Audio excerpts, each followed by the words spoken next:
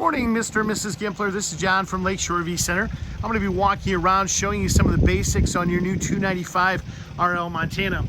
One of the first things you're going to notice up front here is this cable that's attached. That's a safety breakaway cable. It's important to make sure that that's kept pushed in, because when that gets pulled out, it will lock up your brakes. Next thing we're going to do is, once we get to the campsite, we're going to turn on your battery disconnect switches. You've got two switches here that allows these batteries to not only be charged, but gives you 12-volt power to the coach. So very important to make sure these are turned on so we can get power to things like our jacks, which are located over here on the side. Simply power that up. All you do is push that, and then you can control the front, the back, and you can level it up and down with that. Real simple, real straightforward. Auto level right there. Your directions to walk you through the jacks and the operation right here. You can scan that into your phone as well.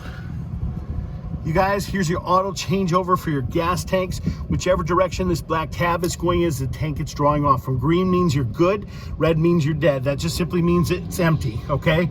Righty-tighty shuts off the tank, lefty-loosey opens up the tanks. Wonderful pass-through storage over here. Our docking center. In our docking center here, up top, we've got our exterior shower. Right below that, we have a water heater bypass that allows you to bypass the hot water heater when you're winterizing the system. And then you attach a hose to this to run antifreeze through the system. Now, it does walk you through these directions on the side here as well. We have a city water connection here, which is our fresh water. That comes up through here. That was the one you and I were talking about, the 90s. These are the low points for the system. These are your gate valves that just keeps the tanks emptied. That's our tank flush right there if you want to flush your tank. This is just to fill your tank. This is normal fresh water fill.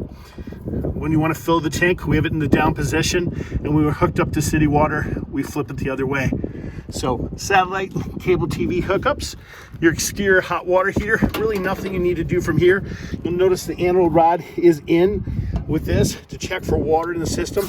You just simply pull that. That lets you know the water has been tested. There is water in the system, so it's safe to turn on the hot water heater. Your furnace, keep the little ones away from that as it can get hot. These are your gate valves, which are located underneath here, as well as back there. It is a good idea to check your lug nuts and your tires after the first 250 miles, as they can become loose, so it is a good preventative measure so you don't lose the tire. That is your refrigerator condensation tube.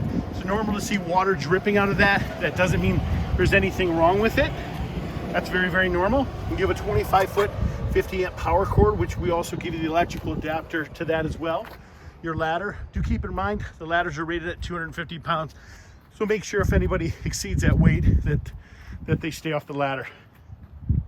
We'll walk around the outside of your camper here.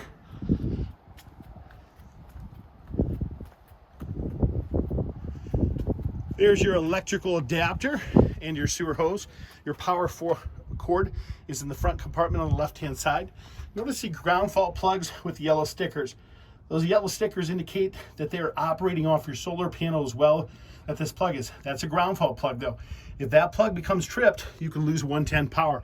So don't think there's anything wrong with your camper. Just know that if all of a sudden your 110 outlets aren't working, do check those 110 plugs, because they can become tripped, and if they are, you won't have 110 power, okay? Your automatic lights, motion censored, central vacuum. Your attachments for that are located underneath the bed. Fuses and breakers. Fuses are 12 volt. Breakers, of course, are your 110, and it's indicated and marked what they apply for. Okay, up here we have our docking center. This will tell us the levels of our various tanks. Our ceiling fan, this turns on our heater. For our battery lights, our overhead fantastic fan. This turns on our water pump, our gas electric for our hot water heater operation, overhead lights, tank heaters, which we do have on this, so for cold weather camping, these are our overhead lights. This rolls your awning out. This controls your various slides. You guys, we're gonna walk you around here, show you the operation of some of your appliances. Refrigerator, real simple. You simply turn this on. What'll happen is when you turn that on, it's gonna go to the most convenient power source. If you're plugged in, it's gonna go to the electricity. If you're not plugged in, it's gonna go to gas. This button here is your auto changeover from gas to electric. So if you want to force it one way or another, I leave it on the auto function. which you'll see the little dot illuminate right there. Temperature settings. I always kind of like to have it on the highest setting to begin with, especially, which is setting number 5.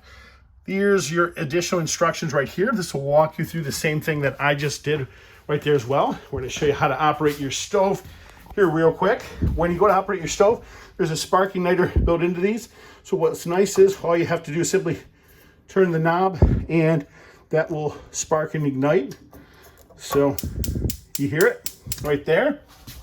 Your keys are located around your kitchen faucet, just so you know where those are. Some additional QR codes to scan for additional operation. Your owner's manuals, as well as your remotes. Your remotes will operate things like your TV and your fireplace. That's in that front drawer. This will power up your camper. And when we're plugged in, of course, to 110, it is a 110 fireplace, so important to know that you do have to be plugged into 110 to operate that. So, you guys, I'm going to walk you through the operation of your thermostat real quick here. Real straightforward. To turn on your AC or your furnace, you simply hit that multiple times. Notice the fan comes up first. Cool means AC. We regulate the temperature with the up and down arrow keys. Push it again to go to heat. And keep cycling through it. There we got our heat. Up and down arrow keys control our desired temperature. Plugged into electricity, it'll automatically ignite. If not, it'll use our battery. And that's why it's so important we turn those battery switches on. We just shut down the whole system there. We'll walk you up front here real quick. Amazing bedroom in this. King size bed.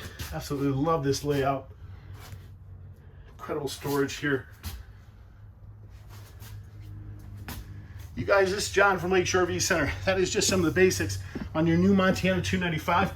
We do appreciate your business. Just to let you know, when you turn on your air conditioners for the first couple times, you will see sawdust that pops out of those vents. I apologize for that. There's no way to get around that, as unfortunately it gets kind of stuck in the vents and loosened up as we move the camper. So again, if you have additional questions, please give me a call. You can reach me at 231-740-6225. Thank you and have a great day.